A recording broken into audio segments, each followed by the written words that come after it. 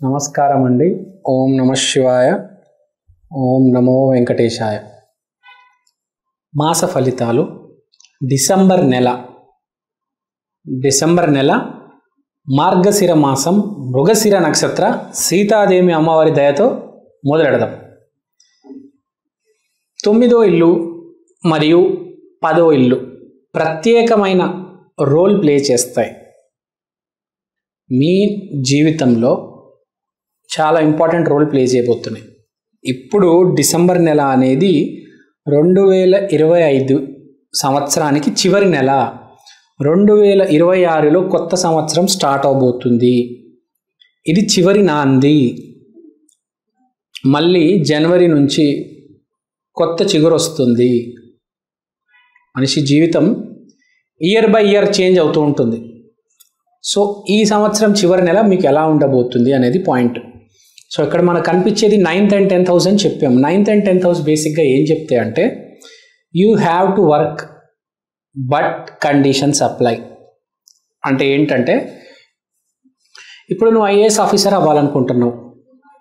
అందరు IAS officer అవ్వాలనుకుంటారులే, దాంట్లో ఏముంది. కానీ అందరు అవుతారా? అవ్వలేరు. ఎందుకు అవ్వలేరు? అందరు దేనికోసం అవుతారు ఐఏఎస్ ఆఫీసర్? డబ్బులు సంపాదిద్దామని. ఒక కారు ఉంటుంది, ఒక ఇల్లు ఉంటుంది, ఒక 2 బాడీ గార్డులు గన్ను పట్టుకొని మన కోసం ఉంటారు. ఎవరిని చెప్తే వాడిని కాల్చేస్తారు. దీనికోసం ఐఏఎస్ ఆఫీసర్ అవుదాం అనుకుంటారు. కానీ దేశ సేవ చేద్దామని ఎవరికీ ఉండదు. ఎవరికైతే దేశ సేవ చేద్దామని ఉంటుందో వాళ్ళే ఐఏఎస్ ఆఫీసర్ ఈజీగా అవుతారు. వాళ్ళకే ఎగ్జామ్లో సరైన ప్రశ్నలు వస్తాయి. ఇంటర్వ్యూ ఈజీగా జరుగుతుంది, పెద్ద ర్యాంక్ వస్తుంది. 12th ఫెయిల్ అని ఒక సినిమా వచ్చింది, చాలామంది చూశారు. దాంట్లో వాడు 12th ఫెయిల్ అయినా 2 సార్లు చదువుతాడు, 12వ తరగతి, ఐఏఎస్ ఆఫీసర్ అవుతాడు. చాలా ఫేమస్ సినిమా, చాలామంది చూసుంటారు 12th ఫెయిల్. సో వాడు దాంట్లో ఐఏఎస్ ఆఫీసర్ అవ్వడానికి కారణం ఏంటంటే వాడు ఊరు మార్చాలి అని కోరిక. వాడు ఊరిలో రోడ్లు ఉండవు, డ్రైనేజీలు ఉండవు, అసలు గవర్నమెంట్ స్కూళ్ళు సరిగ్గా ఉండవు, గవర్నమెంట్ హాస్పిటళ్ళు సరిగ్గా ఉండవు, అసలు ఏ సౌలభ్యం ఉండదు, ఏమీ ఉండదు. మనిషికి ఇలా కింద పడి తలకాయ పగిలింది అనుకోండి, బస్సు పట్టుకొని 40 కిలోమీటర్లు పోవాలి హాస్పిటల్కి పోవాలంటే. ఒక మనిషి తలకాయ పగిలితే హాస్పిటల్కి వెళ్ళాలంటే 40 కిలోమీటర్లు, అది కూడా గంటకు ఒకటే బస్సు. అలాంటి ఊరిని మార్చాలంటే ఒకటి ఎమ్మెల్యే, ఒకటి ఐఏఎస్. మనం చూసాము అరవింద సమేత సినిమాలో ఇలాంటి ఎగ్జాంపులే ఇస్తాడు. గంటకు 10 బస్సులు వస్తే వైద్యం అనేది తొందరగా అందితే బిడ్డ సురక్షితంగా బయటపడతాడు. చిన్నపిల్లలు ఆడుతూ ఉంటారు, కింద పడతారు కదా. అలా ఒక ఎమ్మెల్యే అయినా ఒక ఐఏఎస్ ఆఫీసర్ అవ్వాలన్నా దేశ సేవ చేయాలని ఉండాలి. సో మనం 12th ఫెయిల్ సినిమాలో చూసినప్పుడు ఒక దేశ సేవ చేస్తాడు వాడు. సో సేవ చేసిన వాడికి ఐఏఎస్ సీట్. ఐఏఎస్ అనేవాడు పాలసీ ఇంప్లిమెంట్ చేయడంలో కూడా చాలా పెద్ద రోల్ ప్లే చేస్తాడు. ఈ ఐఏఎస్ ఆఫీసర్లు పాలసీని డ్రాఫ్ట్ చేసిన తర్వాత పొలిటీషియన్ అనేవాడు సైన్ పెడతాడు, కానీ పాలసీ మొత్తం ఇంప్లిమెంట్ చేసేది, అదే డ్రాఫ్ట్ చేసేది ఒక ఐఏఎస్ ఆఫీసరే.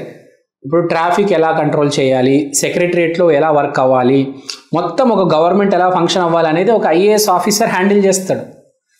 ఆ దేశ సేవ వాడు గనక ఒక చిన్న మిస్టేక్ చేస్తే మనకెంత ప్రాబ్లం అవుతుంది. గవర్నమెంట్ హాస్పిటల్లో వైద్యం ఎలా అందాలి, తెల్ల రేషన్ కార్డు వాళ్ళకి ఎంత డిస్కౌంట్ ఇవ్వాలి, పింక్ రేషన్ కార్డు వాళ్ళకి ఎంత డిస్కౌంట్ ఇవ్వాలి, ఎవరిని ఎన్ని రోజులు పెట్టుకోవాలి, ఎవరికి ఆపరేషన్ చేయాలి, ఎవరికి ఉట్టి మందులతో వైద్యం చేయాలి, ఇదంతా డాక్టర్సు, ఐఏఎస్ ఆఫీసర్సు అందరూ కలిపి చాలా జాగ్రత్తగా మన హైదరాబాద్లో అయితే గాంధీ హాస్పిటల్, ఉస్మానియా హాస్పిటల్ నడుపుతున్నారు. సో ఇదంతా చేయడానికి వాడి కారణం ఏంటి? వాడికి ఎప్పటి నుంచో దేశ సేవ చేయాలని ఉంది, పేదవాళ్ళని చూసుకోవాలని ఉంది, ఎంతో కొంత చేస్తున్నారు. ఇప్పుడు మొత్తం వదిలేశారనుకోండి, బీహార్ లాగా నాశనం అయిపోద్ది మన రాష్ట్రం, తెలంగాణ, ఆంధ్రప్రదేశ్. బీహార్లో మొత్తం నాశనమే, అందరు దొంగలు. అక్కడ మీరు ట్రైన్ ఎక్కి ఇలా బీహార్ స్టేషన్లో దిగారంటే అన్నీ దోచుకుని వెళ్ళిపోతారు. మీవి ఏమీ మిగలదు చేతిలో, చిప్ప తప్ప. అయోధ్యకి వెళ్ళాలంటే భయపడుతున్నారు జనాలు, ట్రైన్లో మొత్తం దోచేసుకుంటున్నారు. ఇక్కడ పీక మీద గన్ను, ఇక్కడ కత్తి పెట్టి ఈ ఆడవాళ్ళ మెడలో ఉన్న తాళ్ళని లాగేసుకుంటున్నారు. అయోధ్యకి వెళ్ళాలంటే భయపడుతున్నారు జనాలు, ఎక్కడ ట్రైన్లో ఏం లాగేసుకుంటారు, ఎవడు చంపేస్తాడని. ఉత్తరప్రదేశ్, బీహార్ అలా ఉంది. ఉత్తరప్రదేశ్ అనేది డెవలప్ అయింది, అయోధ్యకైనా ధైర్యం చేసి వెళ్ళొచ్చు. బీహార్కి అయితే అస్సలు వెళ్ళలేమండి, ప్రతి ఇంటికి గన్ను పెట్టుకోవాలి. అక్కడ దేశ సేవ చేయాలని ఎవరికీ లేదు, చేయట్లేదు కూడా. అక్కడ చదువుకున్నవాడికి వాల్యూ లేదు, రౌడీలకే వాల్యూ. కానీ ఎంతో కొంత ఐఏఎస్ ఆఫీసర్లు అక్కడ కూడా మారుస్తున్నారు, అక్కడ కూడా హోప్ ఉంది. ఈ ఐఏఎస్ ఆఫీసర్ లేకపోతే నాశనం అయిపోయేది బీహార్ కానీ ఉత్తరప్రదేశ్ కానీ. ఈ ఐఏఎస్ ఆఫీసర్లు, గవర్నమెంట్లో ఉన్న వాళ్ళు, కొంతమంది దేశ సేవ చేద్దాం అనుకున్న వాళ్ళు మారుస్తున్నారు. ఇప్పుడు పవన్ కళ్యాణ్ ఉన్నారు, ఎంతో కొద్దిగా మారుస్తారు ఆంధ్రప్రదేశ్ని. చంద్రబాబు నాయుడు గారు ఉన్నారు, ఎంతో కొద్దిగా మారుస్తారు. ఇప్పుడు చంద్రబాబు నాయుడు గారు ఎంతో కొద్దిగా చేశారు, ఏవో కంపెనీలు వచ్చాయి, పవన్ కళ్యాణ్ వల్ల కొన్ని హాస్పిటల్స్ వచ్చాయి.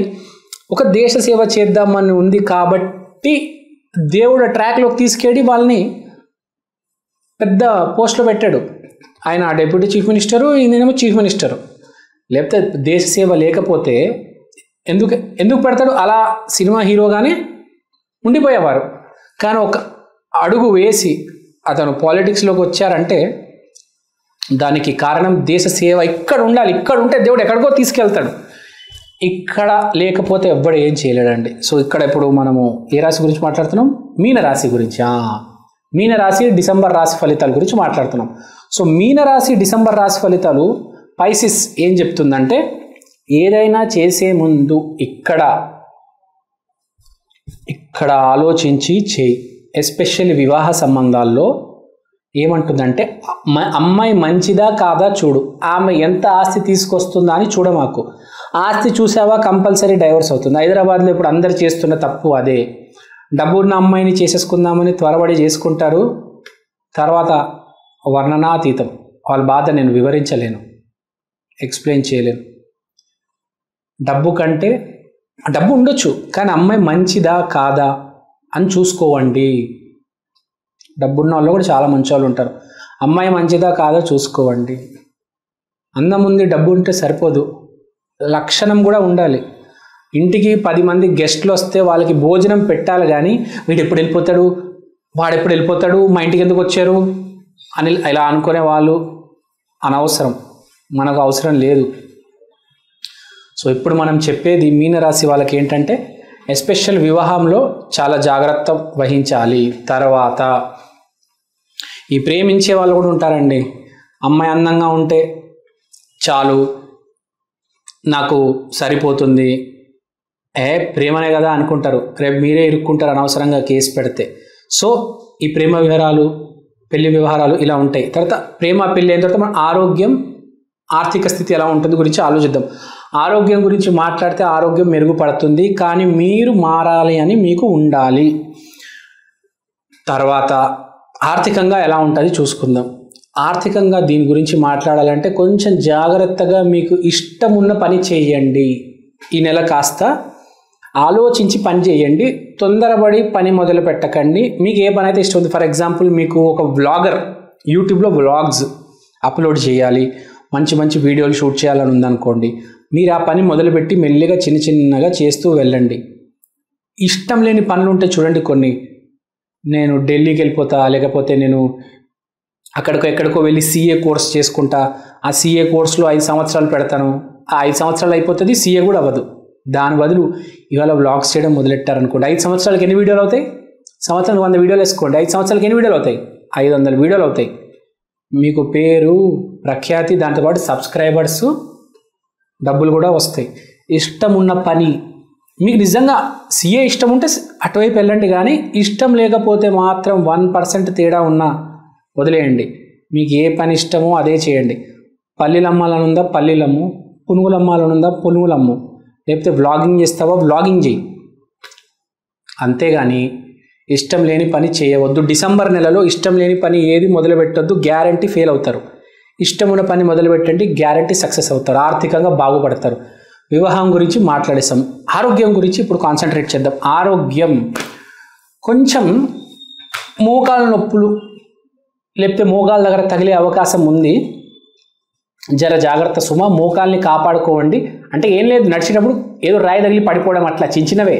కొన్ని నడిచేటప్పుడు కొంచెం జాగ్రత్త, ఎక్కడ ఏ రాయి ఉంది, ఏ కుక్కు ఉంది, ఏ పిల్లు ఉంది, కుక్కతో కింద తొక్కేయడం కాదు, కొంచెం మైండ్ యూజ్ చేసి జాగ్రత్తగా నడవండి. చీకట్లో ఫోన్ టార్చ్ లైట్ వెలిగించండి. జర జాగ్రత్త సుమ. తర్వాత రెమెడీ గురించి మాట్లాడతాం.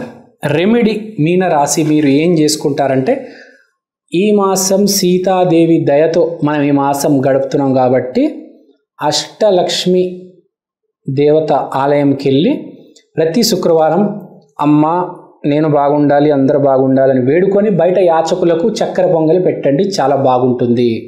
కుదిరితే డబ్బులు కూడా ఇవ్వండి. సో మన ప్రేక్షకులందరి కోసం నేను ఒక చిన్న ప్రోడక్ట్ తీసుకొచ్చాను, ఒకసారి మీ అందరికీ చూపిద్దాం అనుకుంటున్నాను. ఈ ప్రోడక్ట్ పేరు ఈక్షన్, అంటే ఈ క్షణం. ఇది ఒక డిజిటల్ వాల్ క్లాక్. మీకు ఫస్ట్ నేను చూపిస్తాను.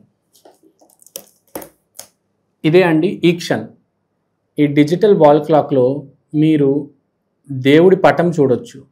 సోమవారం రోజు శివయ్య, మంగళవారం రోజు ఆంజనేయ స్వామి, బుధవారం రోజు వినాయకుడు, గురువారం రోజు దత్తాత్రేయ, శుక్రవారం రోజు లక్ష్మీదేవి, శనివారం రోజు వెంకటేశ్వర స్వామి, ఆదివారం రోజు రవిదేవత. దీంట్లో మీరు దేవుడి పటాలు కాకుండా సమయం కూడా చూసుకోవచ్చు. అలానే తిథి, వారం, నక్షత్రం, అమృత ఘడియలు, యమగండం, రాహుకాలం ఇలాంటివన్నీ కూడా చూడొచ్చు. ప్రతిరోజు మీకు దేవుడి పటం అనేది మారడం జరుగుతుంది. అలానే టైం కూడా ప్రతి సెకండ్ చేంజ్ అవుతూ ఉంటుంది. తిథి, వారం, నక్షత్రం ప్రతిదీ చాలా డీటెయిల్గా ఉంటుంది. ఈ ప్రోడక్ట్ మీకు చాలా రీజనబుల్ ప్రైస్కి అవైలబుల్ ఉంది. మీకు ఈ ప్రోడక్ట్ కొనాలని ఇంట్రెస్ట్ ఉంటే కింద నా నంబర్కి వాట్సాప్ చేయండి. ఈ ప్రోడక్ట్ మీరు అమెజాన్లో కూడా కొనవచ్చు. ఈ ప్రోడక్ట్ ఆల్రెడీ చాలా సేల్స్ ఉన్నాయండి అమెజాన్లో. మీరు కనుక వెళ్ళి ఈక్షన్ EKSHAN అని టైప్ చేస్తే వాల్ క్లాక్ మీకు ఇది కనిపిస్తుంది. ఇది వేరే రకరకాల డిజిటల్ ప్లాట్ఫామ్స్లో కూడా మీకు ఆల్రెడీ అవైలబుల్ ఉంది. ఇది చాలా సేల్స్ ఉంది. చాలామంది ఆంధ్ర, తెలంగాణలో దీన్ని ఆర్డర్ చేసుకున్నారు. మీరు కూడా ఆర్డర్ చేసుకోండి. దేవుడు పటం కన్నా మించింది ఏదీ లేదండి. అది కూడా డిజిటల్, మీకు చేంజ్ అవుతుంది ప్రతిరోజు. సో ఎవరైతే ఈ జాతకాలు, హోమం, వాస్తు, స్పిరిచువాలిటీ బేసిక్గా ఎవరైతే నమ్ముతారో మీకు ఇది చాలా హెల్ప్ అవుతుంది. మీకు ఇది ఒక మినీ పంచాంగం, ఒక డిజిటల్ పంచాంగం లాగా మీరు దీన్ని యూజ్ చేయొచ్చు. సో మీరు ఇంట్రెస్ట్ ఉంటే దయచేసి నా వాట్సాప్ నంబర్కి కాంటాక్ట్ చేయండి. థ్యాంక్ యూ అండి. Thank you so much. స్వస్తి.